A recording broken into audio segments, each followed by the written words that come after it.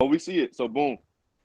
So check this out, man. This is your boy, Soin Players. I got Queso Casino with me. I got Boom Bam Nancy, and I got Trophies Are Us, right? And this is called Going for the Gusto, man. This the podcast, and this how we coming with it. You know what I'm saying? So like, I'm gonna start it off. I'm gonna start off with my team. You know what I'm saying? Majority of y'all know who we are. So, but for the outsiders, we just want to keep our names for what it was. And then Going for the Gusto is Rick's Fantasy League, and so we just decided to go with our team names. You know what I'm saying? Just to give it a little flair. But my favorite team is Atlanta Falcons, and I'm gonna go and pass it to Boom Bam Bunansky with it. Yeah, it's your boy Boom Bam Banansky. Washington fan, been a Washington fan for a long time. Excited to get this started. We play fantasy football. We love college football, NFL. So we just here to talk about everything football. Try to bring out some content every week. Queso. Hey man, it's your boy, it's Queso Casino, man. But you can call me Cheese, it doesn't matter. But Jacksonville Jaguars, man, through and through. Man, I'm not from Jacksonville, not from Florida, South Carolina, born and raised. But hey, man, go Duval. Head ass. Hey, don't even worry about it, man. Trophies are us. You call me Ace, whichever way it comes on first. You already know what I'm repping all day, every day. Star on my chest. You can see that star on my head. It's that Cowboy Nation, Dallas, all day, every day. Charleston, South Carolina, stand up, talk to me. All right, man. So boom, man. This is how we gonna start this thing off, man. We're gonna start off with our bold predictions for what we have this year. So let's first start off with myself. I'm gonna say my Super Bowl contender will be the Colts and San Fran.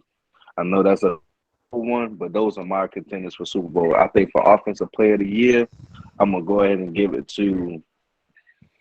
I'm gonna give it to Brady this year.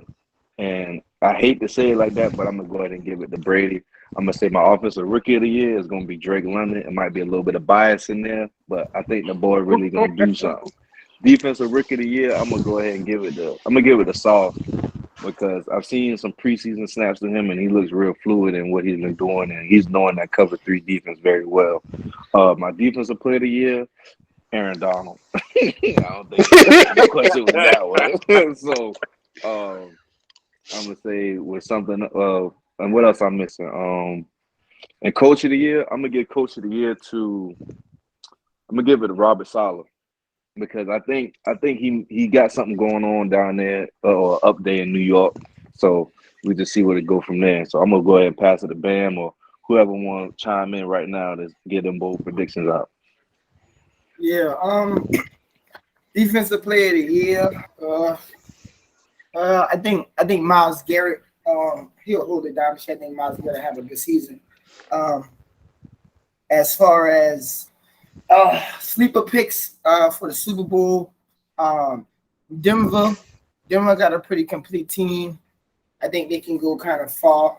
The Raiders, even though they're in the same division, I think whoever That's a comes good out of one, that though. division, I think whoever comes out of that division is going to probably be strong. Buffalo can probably put it together. They're not really a sleeper. I mean, most people probably got them to take it all. The Eagles look like a formidable team, even though that's in my division. I would hate to see them do something. They got a nice little roster. So I'm with you on Sauce Gardner. I'm a fan. I like to see him. I say keep an eye out for Derek Stingley as well. Yo. And I don't really know about offensive rookie of the year right now. That's something I probably have to think on. Yeah, that's Man, Steve. it's some players out there. You got Brees Yeah. Hall, Garrett Steve. Wilson, Coach, Drake London. Coach of the You know, year. Coach of the year. Ooh, that's yeah, I threw that one in that's there on Steve. y'all That's last. Steve. I'll wait on that. We had to come back to me about that one. Okay. Trophies. I'll pass it to you because I got to think about some of my other picks. Okay, yeah. So, coach of the year, that's definitely a rough one for me. I could definitely tell you right now, if I'm looking at MVP, I'm definitely going Josh Allen. So, what you said about the Bills definitely have a good squad right now. That I believe Josh Allen is gonna, I believe he's really gonna light up this year. So, what was the other one? So, we talking about rookies. I believe a lot in Drake London, man, but I don't see a lot of what's going on with his QB staff. That's really going to be for me beneficially. I think he's going to have that breakout year this year, maybe next year. But I do like Drake London as a player. I think he's a good playmaker. He's got good hands. He's a very good route runner. I think he's going to do really good going on in the future. Right now,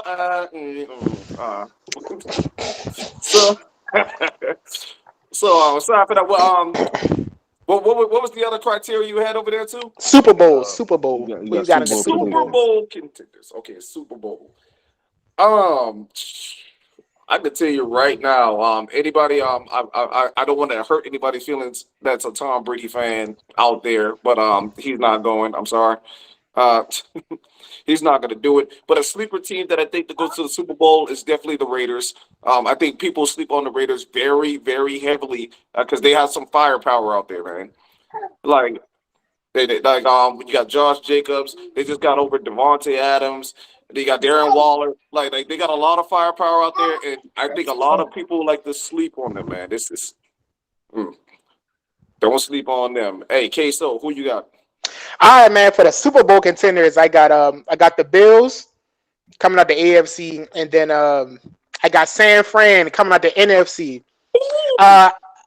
They kept Jimmy Garoppolo. He restructured his deal. Right. So Trey's not the answer. Trey gets hurt. He throws too many picks, too many turnovers. Put Jimmy back in there. Jimmy knows the offense. Everything's gonna flow. He might get his 10 attempts a game, but they're gonna run that thing. That defense coming back strong. Rookie of the year, I'm gonna give it to a receiver, but not a receiver who y'all thinking about. Chris Olave from the New Orleans Saints. You got Jameis, he can push the ball downfield. You got Michael Thomas, you got Jarvis Landry. Between the route combinations, and you got the ability for Jameis to throw the ball. He threw for 5,000 yards when he was in Tampa Bay. I'm pretty sure he can get back to the same glory. You got Kamara, you got good tight ends, you got a decent defense. I think they can do something. They can do something this year. And then with Chris Olave, he can put them over the top. Another bold prediction. I got Jacksonville making the playoffs after 5 years. 5 years. Jacksonville is making the playoffs. 9-8, 9-8, 9-8. They're winning the playoffs. Trevor Lawrence is going to be my player to watch. He's going to take his second year leap. We got rid of Urban Meyer. He wasn't a good fit. We all know that sad story with him. We got Dougie P. Dougie P out here, Super Bowl champion, winning coach. Got him in there. He's a quarterback coach as well. So hopefully he can do some good things for my boy. And then, I'm going to give it back to soaring players over there. What we got next, player? Word, man. So this is what we got, man. So we got this right here. Who do we have our eye on coming into this next coming up season, man? Who is that player that's sticking out to you and you're really seeing that he has a chance to break out? You know what I'm saying? So who we got? Can I take it first? I mean, go ahead. I'm After you, man. everybody. Go ahead. Aaron Rodgers. He's gonna win his third MVP. He's gonna be too detrimental to the team, and it kind of feels like it doesn't matter what receivers around him. It's kind of like Tom Brady in a way. The offensive line.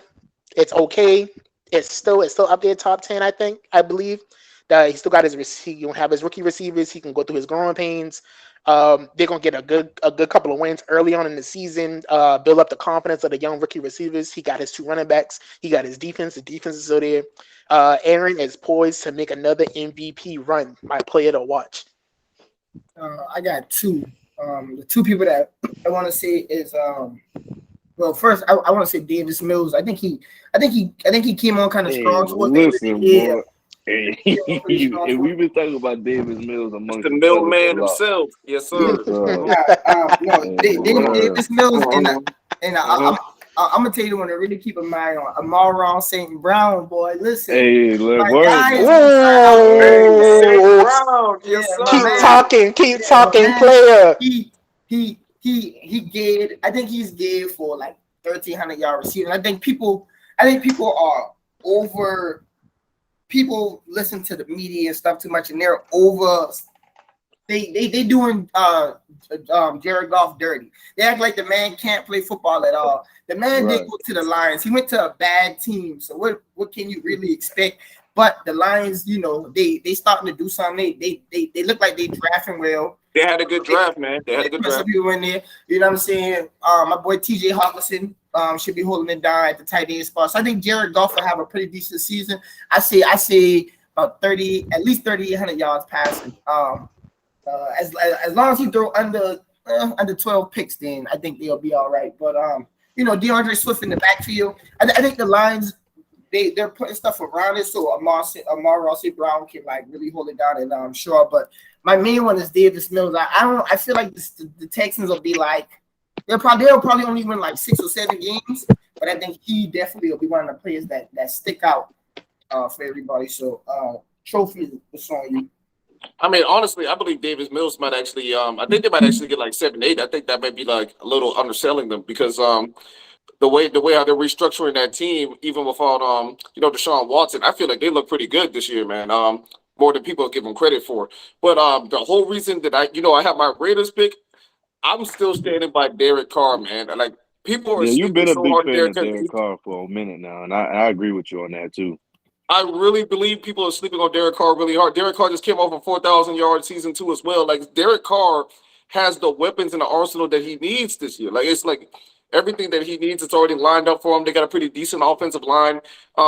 They're going to be able to deliver this year, man. And he's a very hard sleeper for people to actually look out for because I'm trying to tell you, man, Derek Carr can throw the football. It's only the question of him being consistent.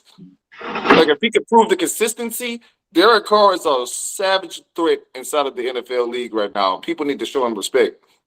Yeah, and that's a fact too. And so, who I got my eye on, man. A lot of people might not agree with me, but I've been big on this guy since I seen him at the combine, and that's another segment that we're gonna talk about too later on here in the show. Is that I like Jalen Petrie. I might be saying his name wrong, but it's a safety out of Baylor, and I that's really the guy like too. that. That's the guy I was telling you about. Right, and I really like him a lot this year. I got my eye on him, and another person I have my eye on as well is that I can't.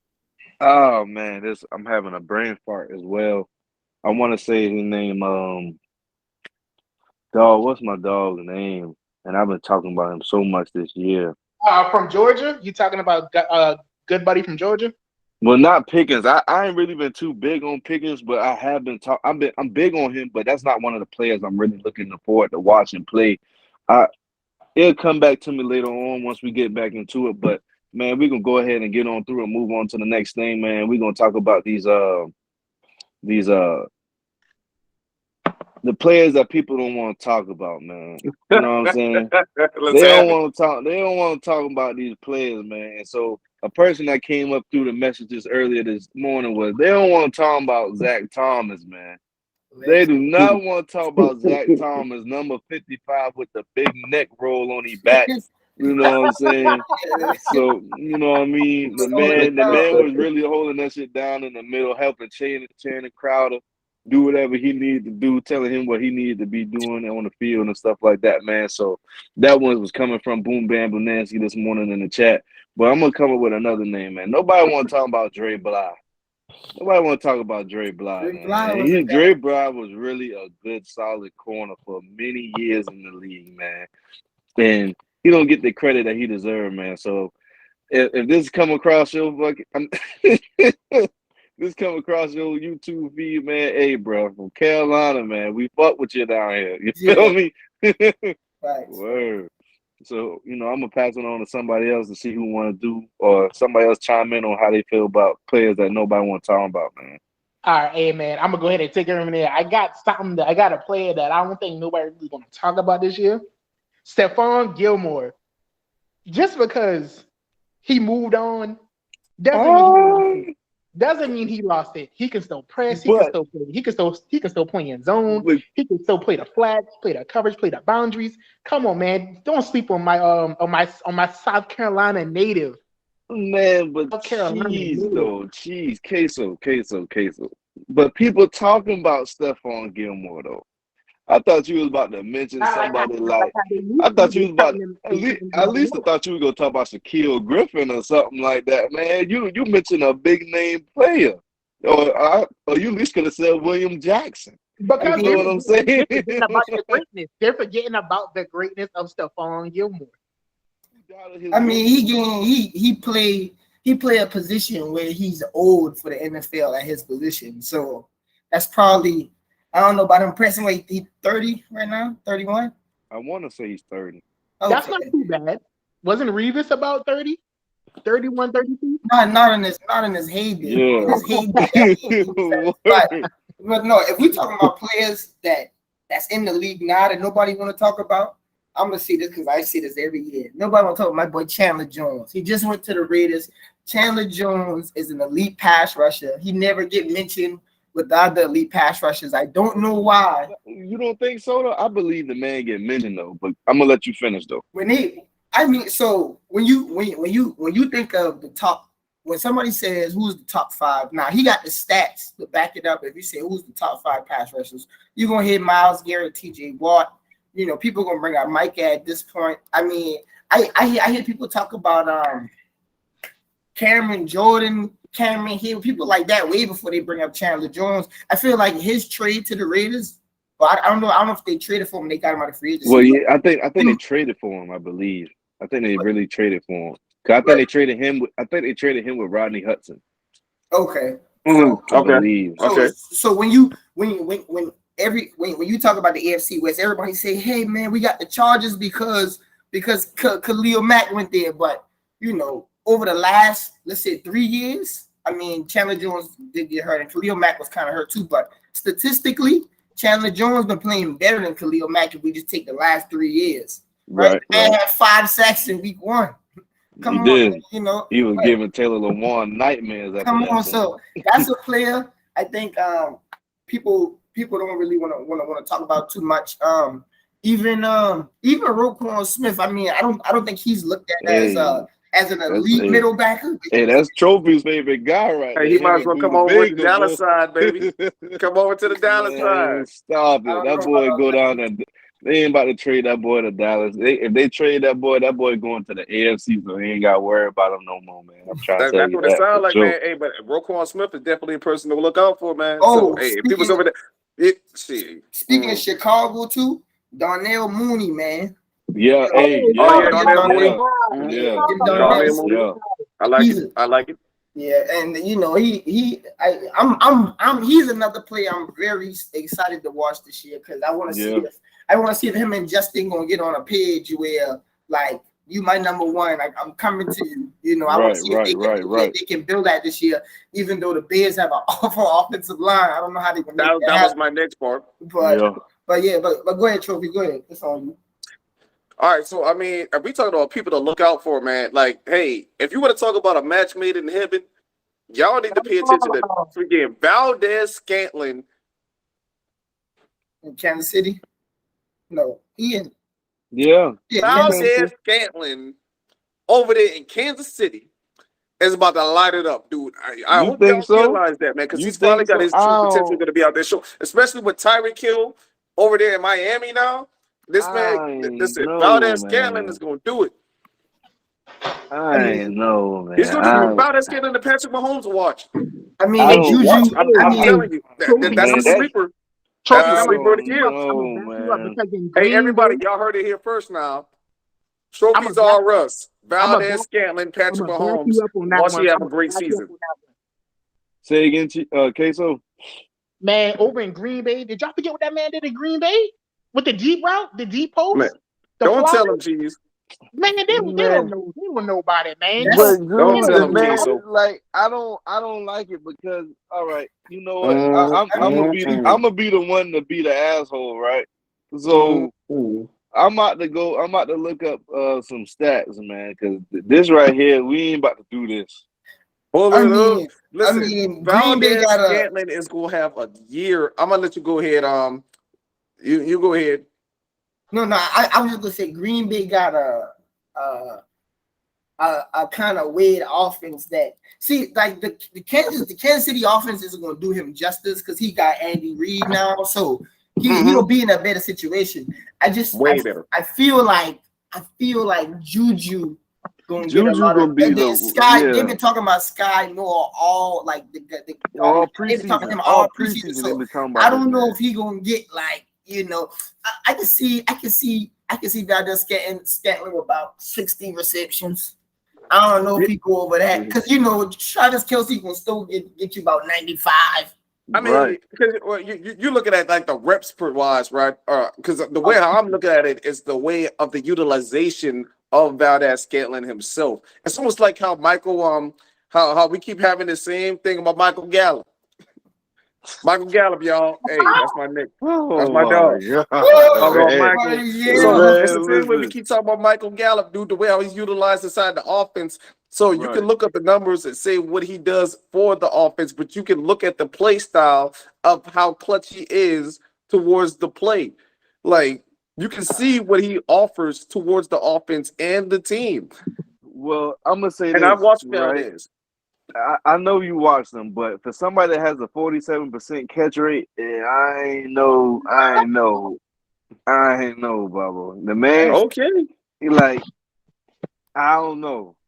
Now Okay. this could be because some balls might have been overthrown as well, but for you to have a 47% catch rate, now that ain't the best. And then I'm gonna say this for myself too. Like I understand catching the football isn't an easy It's a task as two-way street. well. It's a tough task to do. Now it could be as simple. All you gotta do is put your hands on the ball, but it ain't really that easy. Especially if you're in Green Bay, that ball is colder than a goddamn and harder than a goddamn brick. You know what I'm saying? So And Rodgers it's got tough. low velocity on that They thing. ain't the same. Yeah. That thing coming out of jugs machine. So you gotta understand that the fact of the matter is that I understand that. But at the same time, he also went to another cold environment as well in Kansas City. He went further inland, so it's not going to be as cold and windy because it's not going to be as windy because he's inland, right? But that could be a fluke too as well because it can get very windy inland. I don't know if it's a mountain terrain out there like it is up here and where I'm at, you know what I'm saying? So We're talking about it's a just Kansas tough. City, right? Yeah, so I don't know like what the terrain is out there really, you know what I mean? The field probably don't ice up as much like Right. It's a different it probably environment. don't because you know what I'm saying because the air not wet because in Green Bay that's right off the water. So like we got to understand that too as well, and also Chicago. So, but my thing is that I can see why you say Valdez, and I'm not gonna sit there and knock it either. But you know what I'm saying? We just gonna go ahead and get on through and move on to the next thing though, man, so we can keep this thing rolling. So man, let's talk about the draft, right? So we had a conversation on Saturday, and we're going to continue it now. So, what are the things that the draft and the combine help you as a player, right? So, for example, we were saying that Trayvon Walker was a solid second round pick. So, let's say a top 50 pick before going into the combine, but went to the combine and flashed his athleticism and his intangible. So with that being said, it forced damn, that shit got me out of character. No, it's all good. I just had to I just had to say it because he didn't know. Hey, we gonna get right. We gonna get right. Right. So we know we gotta text the phone instead of texting the chat because that shit will pop up, bro. Yeah. But hey, we about to get back right. So, yeah. All right, yeah. We got hold him in the room. Go ahead. So the thing. So with that being said, with Trayvon Walker, right?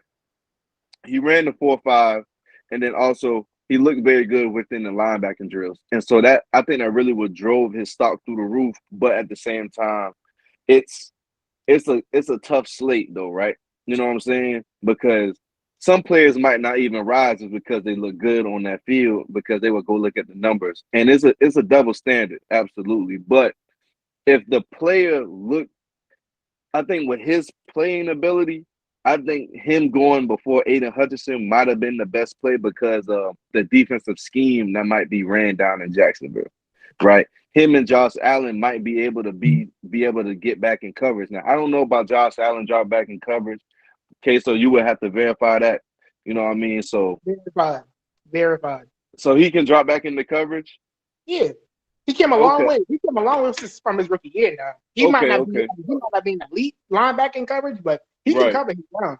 Okay, so cool. So what do y'all think about players that just skyrocket just by being in the combine and just having a great combine? Because the question became about how do you go from your last down of football to being a first round pick after you was only a top 50 player.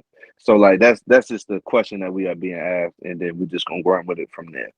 All right. So this is kind of like, I don't want to say like a pet peeve of mine, but it kind of is. I feel like the time from when the season ends to from the time the season ends in college football to the time somebody gets drafted, it's just too much time to sit at home and think. Because I feel like people over talk certain things, and like your film on the field is your film on the field.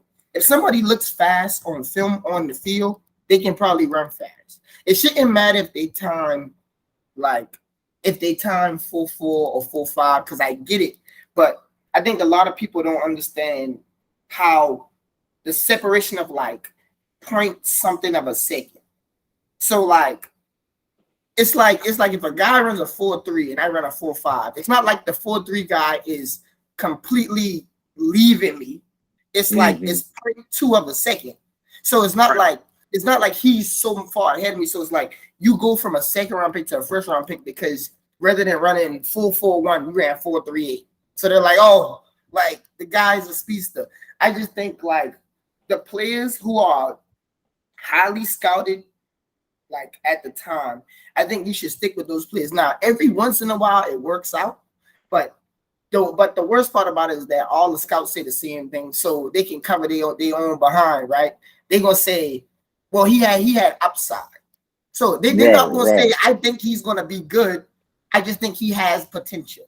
Like that's not really you're not really you're not standing on what you're saying. Right. Because you don't want to be. But see, I'm gonna tell you a person that do that, not to cut you off now, but Mel Kiper will be like, hey, that bitch sorry. Like straight up. I don't like it. So, hey, but he'll be a man about it too and be like, hey, I was wrong. Like, you know what I'm saying? Yeah. So he's shown that, but I didn't mean to cut you off though. But go ahead. No, but because it's mainly a big thing. It's mainly a big thing with quarterbacks, right? Because quarterbacks be like, oh well, he got the arm strength. He could throw the ball 70 yards. All right, I mean that's necessary, but how many players in a game are you actually throwing the ball 70 yards? Right? That's true. So like when people go ahead. No, go ahead. No, because like the people like for example, right? We was talking about this Rashawn Slater, right? Remember, like he went to the combine. It was like, oh, he don't got the arm length to play tackle. What? We saw him play tackle all through college. How does he now not have the arm length?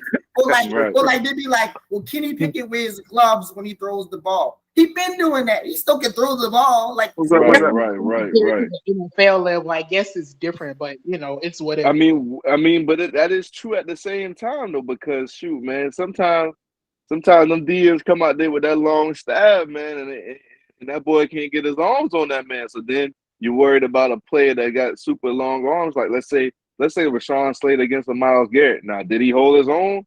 Yes, he did.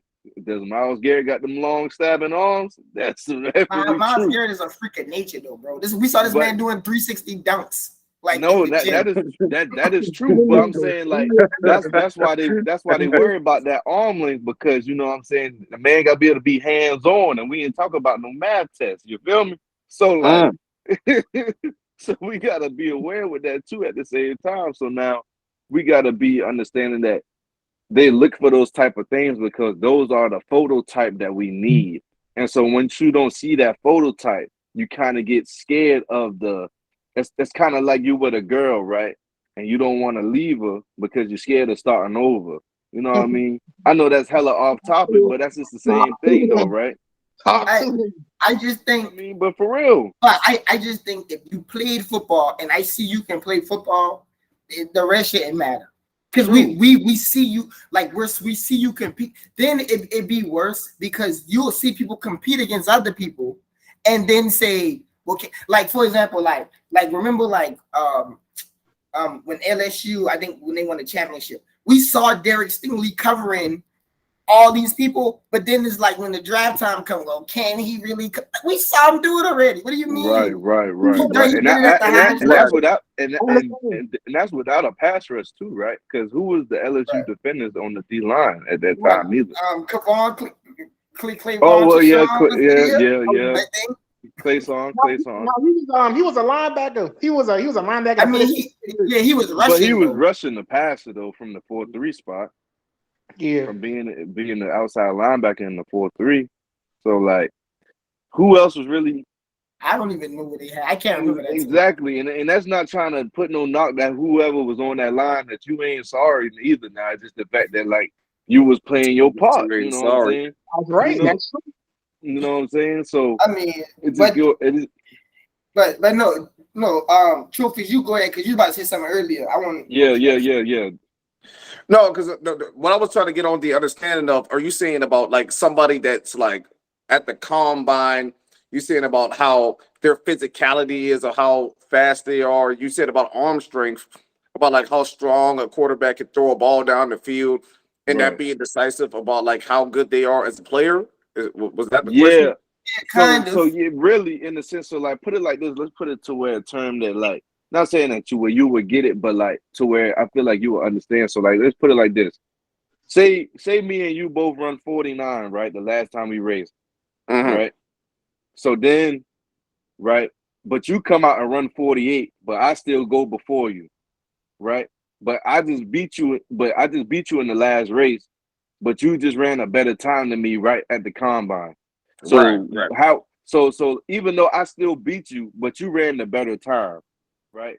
You will probably get drafted first. You probably would get drafted first because you just ran the better time. But I said it backwards, but y'all following me.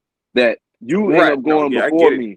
You know what I'm saying? So just not even trying to just like that's how like the combine ended up being played sometimes because like that's what Trayvon Walker's situation. But the thing I feel like that would save Trayvon Walker though is that I've seen this man play pass coverage snaps. Now that could go the same way with Isaiah Simmons, and that's a whole nother argument too, but it's the same argument as well. But this guy ran out there and ran 4.4 at 230, and he's 6'5". But he naturally is a linebacker. But once me and Boom Bam went to go look at the film, he really doesn't have the greatest hips. He just was around the football, which you do want that too at the same time. That's like Frog. Damn. That's like what, it's all gonna fall in line. It's gonna happen. It's gonna fall in line. But like I hear what you're saying though. Like that's like what Daniel Sorensen, right? Cause remember you had Daniel Sorensen fans. He was like, this motherfucker not getting the tackles, but he around the football. He's always around the football though. Like, so the shit will blow the fuck out you, but at the same time is that you like those players, but you want them to make a play. And so I feel like when it comes down to them two, we just need to see who be able to make the play. Right, and that was gonna be what I was gonna say next. Daniel Sorensen was always around the football, and that man let me fucking down. But like freaking, like when you got a player of a caliber, if you're talking about like how fast they run at the combine and how you can incorporate that inside the actual game, and you see a quarterback that has the ability to throw the ball down the field and how that actually plays out in the long run. I mean, that still goes into the technical ability of how talented a quarterback or how talented of a running back you are, because we have the conversation all the time. Just because you're fast does not make you a great player. Like, just because you can get up the field fast don't mean you can cut, don't mean you're good at running routes. And just because you can throw the ball down the field don't mean you're accurate. So like, those all come into play that's why I was gonna ask you, Rick, but I didn't want to cut you off. That's the question I was asking, because I was like, yeah, you could throw the ball down the field. I mean, they're saying that right now, no about Carson Wentz, but I don't feel like he's the most accurate quarterback. I mean, I can look at his stats. I can see that the man, like, he didn't average that much interception last year, but people seem to get the misconception of equating interceptions with accuracy. I'm just like, that's doesn't make you more accurate because you didn't turn the ball over as much. It's not the same thing. But that's what I would have said to it. But like, back to you though. No, But- I agree because that's essentially what I'm saying. Because like, all right, so like if me and you both play wide receiver, right, and I have 1,300 yards receiving, right, and so you see me put these numbers, you see me catch the ball, go score, right? Right.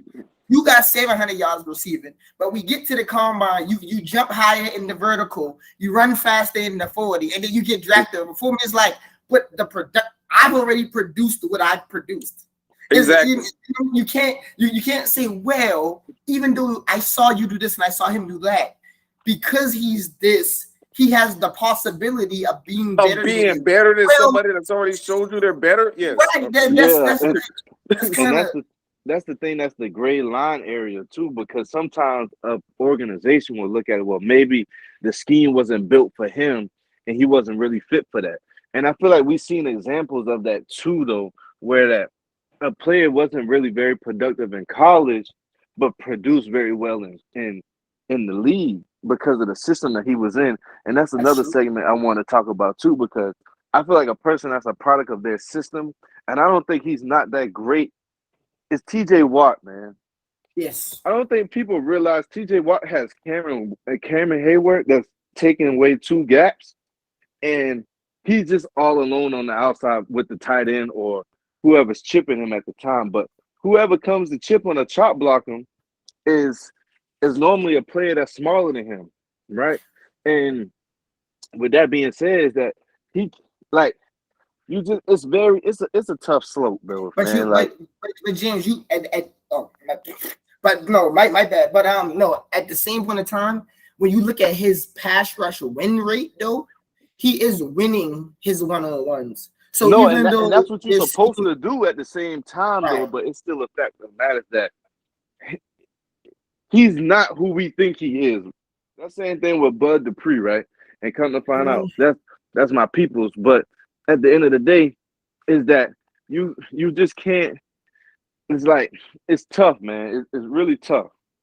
It really is, man. Because like I know what you're saying, but I think the main thing comes down to it is like most great players have somebody else there. Right. So Absolutely. you almost can't really separate it, because I mean Cameron here is on the later half of his career at the same time. He's like 34. He still does his job well, but he's not necessarily the Cameron Hero when he was 27 making all pro. Right. You know, so like I get TJ. Well, I understand that the scheme is well, but like the Steelers have kind of always ran that scheme, right? Even when they had Lamar Woodley and James Harrison and stuff, like they try to get their edge people in the one-on-ones, which is smart. You can't. I mean. Yeah, you can't. I'm not mad at that. I'm not mad at that. I'm not mad at that at all. But I understand why you say that. But I personally, I'm a big pass rush win rate kind of guy, and based on that, that's why I have TJ Watt in the high regard. I have him because he's winning. Like if you like if it's almost like if you got Devontae Adams, right, and he one-on-one, and the scheme is to get him one-on-one, or Cooper Kupp. Because the Rams do a good job at making Cooper Kupp get one-on-ones with like safeties and stuff, right? Mm-hmm. If he wins that one-on-one, then he did what he was supposed to do. Right. You know? So it's just that. But yeah. So man, listen, man, this is what we're gonna do, man. I'm gonna ask this question. Is there anything else that we want to touch on, man? Or you know what I'm saying? Or we just gonna get on through and just close up this episode, man, and see, and you know what I'm saying, get ready for the next one coming up here in a couple of days, man. So if y'all want to say anything to close us out, man, just speak now. I just wanted to touch on one topic before we go. It's got to be the subject. You got to chill out, man. You got to chill out. Everybody talking about Michael Parsons, Defensive Player of the Year. You got to chill out. You gotta chill out, cause there's no way. Yeah, he had so 13 sacks you last year, okay, but you okay. gotta So you chill want to out. talk? So You you want to gotta bring chill up the out. man segment? You want to bring up the man segment because I the man do. did do I that now. do. But man, He listen. did. So how we gonna speak on this real quick then, man? Before we can close this up. I'm gonna make one statement on it, and that's it, because this is a topic. Y'all let us know in the comment section. This is a topic we probably will bring back our next episode as well. But I'm gonna just say one statement on it. If you only been in the league 1 or 2 years, you gotta relax, right? Yeah. You gotta do it strong for 4 or 5 for me to make me a believer. But Yeah. I'll leave it at that.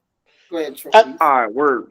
The only statement I'm gonna make is you only got 3 options here. You either do better, you do the same, or you do worse. That's all it is. So I mean, yeah, you say, yeah. Give that man another year. Let's see how it works. And if he does better, then we gonna shut up all them Cowboy haters. Though this is for everybody out there. Just Cowboy Nation. Just let y'all know. Your boy out here. Trophies are us. Trophies we stack, and we're gone. Yeah, man. So we're gonna close this thing on out, man. It's your boy yeah, Southern man. Players, and we're gonna, I got Boom Band, Case of Casino, and Trophies, man, and we're gonna catch y'all on the next one. And for all y'all in the comment section, I forgot about y'all throughout this podcast, man. But put y'all bold predictions down at the bottom. You know what I'm saying? Tell me what y'all want to see, what y'all want to hear next. For the most part, man. And you know what I'm saying? Thank y'all for being with us, man. And we gone.